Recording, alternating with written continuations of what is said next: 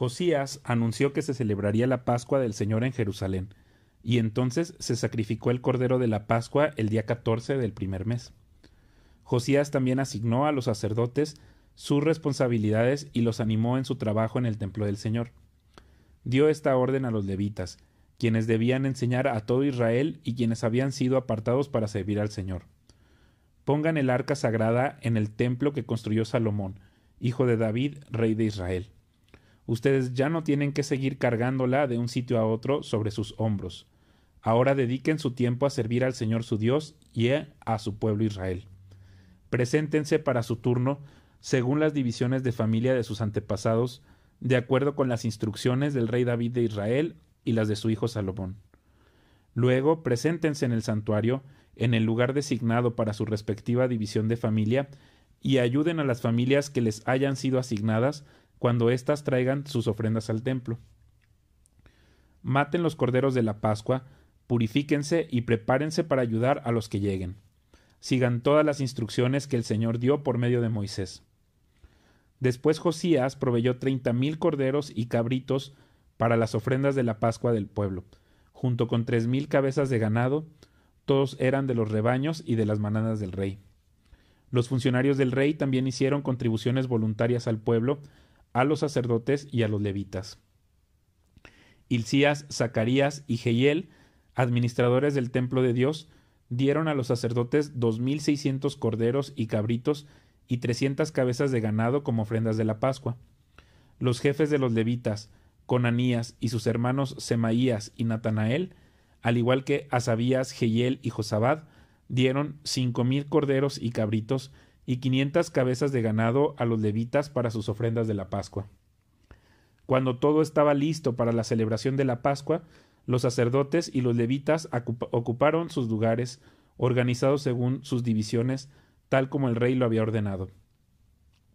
Luego los levitas mataron los corderos de la Pascua y presentaron la sangre a los sacerdotes, quienes la rociaron sobre el altar mientras los levitas preparaban los animales. Repartieron las ofrendas quemadas entre la gente de acuerdo a sus grupos de familia, para que las ofrecieran al Señor según estaba establecido en el libro de Moisés. Hicieron lo mismo con el ganado. Luego asaron los corderos de la Pascua como estaba establecido, hirvieron las ofrendas sagradas en ollas, calderos y sartenes y las llevaron rápidamente a la gente para que comiera. Después los levitas prepararon las ofrendas de la Pascua para sí mismos y para los sacerdotes, descendientes de Aarón, porque los sacerdotes habían estado ocupados desde la mañana hasta la noche presentando las ofrendas quemadas y las porciones de grasa. Los levitas se hicieron cargo de todos estos preparativos. Los músicos descendientes de Asaf estaban en sus lugares asignados y seguían las órdenes que les habían dado David, Asaf, Emán y Jedutún, vidente del rey.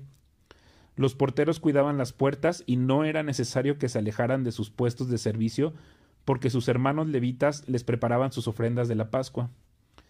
Toda la ceremonia de la Pascua del Señor se terminó en ese día. Todas las ofrendas quemadas fueron sacrificadas en el altar del Señor, como lo había ordenado el rey Josías. Todos los israelitas que estaban presentes en Jerusalén celebraron la Pascua y el festival de los panes sin levadura durante 7 días. Desde los tiempos del profeta Samuel no se había celebrado una Pascua semejante. Ninguno de los reyes de Israel jamás había celebrado la Pascua como lo hizo Josías, porque hizo participar a todos los sacerdotes y levitas, a todo el pueblo de Jerusalén y a la gente de todo Judá e Israel. Esta celebración de la Pascua ocurrió en el año 18 del reinado de Josías. Después de que Josías terminó de restaurar el templo, Necao, rey de Egipto, dirigió a su ejército desde Egipto para hacer la guerra en Carquemis, junto al río Éufrates. Entonces Josías y su ejército salieron a enfrentarlo, pero el rey Necao envió mensajeros a Josías con el siguiente mensaje: ¿Qué quieres de mí, rey de Judá? No tengo nada contra ti. Voy de camino a pelear contra otra nación, y Dios me ha dicho que me apresure. No interfieras con Dios, quien está conmigo, o él te destruirá. Sin embargo, Josías se negó a escuchar a Necao, a quien Dios realmente le había hablado, y no quiso regresar. En cambio, se disfrazó y dirigió al ejército en la batalla en la llanura de Megido. Entonces los arqueros enemigos hirieron al rey Josías con sus flechas, y el rey gritó a sus hombres: «Sáquenme de la batalla, porque estoy gravemente herido». Así que sacaron a Josías de su carro de guerra y lo pusieron en otro. Luego lo regresaron a Jerusalén, donde murió. Lo enterraron ahí, en el cementerio de los reyes, y todo Judá y Jerusalén hicieron duelo por él. El profeta Jeremías compuso cantos fúnebres en honor de Josías, y hasta el día de hoy los coros siguen entonando estos tristes cantos acerca de su muerte. Estos cantos de duelo se han convertido en una tradición y están registrados en el libro de los lamentos. Los demás acontecimientos del reinado de Josías y sus actos de devoción, realizados según lo que estaba escrito en la ley del Señor, desde el principio hasta el fin, están registrados en el libro de los reyes de Israel y de Judá. Entonces la gente de la nación tomó a Joacás, hijo de Josías, y lo proclamó en el siguiente rey en Jerusalén. Joacás tenía 23 años cuando subió al trono y reinó en Jerusalén 3 meses. Luego fue quitado por el rey de Egipto, quien exigió que Judá pagara un tributo de 3,400 kilos de plata y 34 kilos de oro. El rey de Egipto puso en el trono a Eliakim, hermano de Joacás, para que fuera el siguiente rey de Judá y de Jerusalén, y le cambió el nombre a Joacim. Después Necao se llevó a Joacás a Egipto como prisionero. Joacim tenía 25 años cuando subió al trono y reinó en Jerusalén 11 años. Él hizo lo malo a los ojos del Señor su Dios.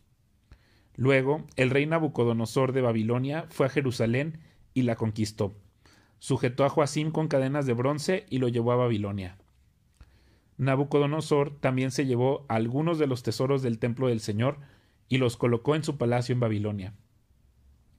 Los demás acontecimientos del reinado de Joacim, incluidas todas las maldades que cometió y todo lo que se descubrió en su contra, están registrados en el libro de los reyes de Israel y de Judá.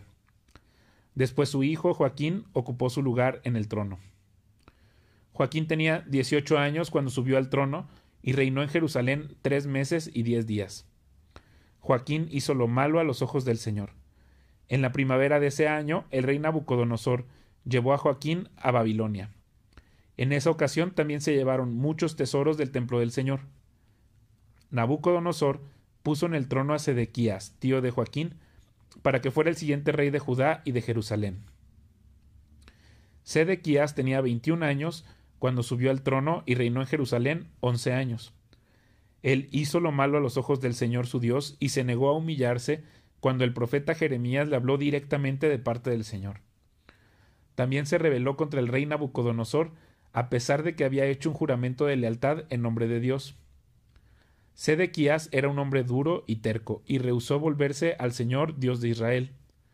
Asimismo, todos los jefes de los sacerdotes y el pueblo se volvieron cada vez más infieles. Siguieron todas las prácticas paganas de las naciones vecinas y profanaron el templo del Señor que había sido consagrado en Jerusalén. Repetidas veces el Señor, Dios de sus antepasados, envió a sus profetas para advertirles, porque tenía compasión de su pueblo y de su templo. Sin embargo, el pueblo se mofaba de estos mensajeros de Dios y despreciaba sus palabras. Se burlaron con desprecio de los profetas hasta que el enojo del Señor no pudo ser contenido y ya no se podía hacer nada. Entonces el Señor mandó al rey de Babilonia contra ellos. Los babilonios mataron a los hombres jóvenes de Judá y los persiguieron incluso dentro del templo. No tuvieron compasión de la gente y mataron tanto a los jóvenes como a las muchachas, a los ancianos y a los débiles. Dios los entregó a todos en manos de Nabucodonosor. El rey se llevó a Babilonia a todos los objetos, grandes y pequeños, que se usaban en el templo de Dios y los tesoros tanto del templo del Señor como del palacio del rey y de sus funcionarios. Luego su ejército quemó el templo de Dios, derribó las murallas de Jerusalén, incendió todos los palacios y destruyó por completo todo lo que había de valor. Se llevaron desterrados a Babilonia a los pocos sobrevivientes y se convirtieron en sirvientes del rey y sus hijos hasta que el reino de Persia llegó al poder. Así se cumplió el mensaje del Señor anunciado por medio de Jeremías. La tierra finalmente disfrutó de su tiempo de descanso y quedó desolada hasta que se cumplieron los 70 años, tal como el profeta había dicho. En el primer año de Ciro, rey de Persia, el Señor cumplió la profecía que había dado por medio de Jeremías. Movió el corazón de Ciro a poner por escrito el siguiente edicto y enviarlo a todo el reino. Esto dice Ciro, rey de Persia: El Señor, Dios del cielo, me ha dado todos los reinos de la tierra. Me encargó construirle un templo en Jerusalén que está en Judá. Cualquiera que pertenezca al pueblo del Señor puede regresar para realizar esta tarea, y que el Señor su Dios esté con ustedes.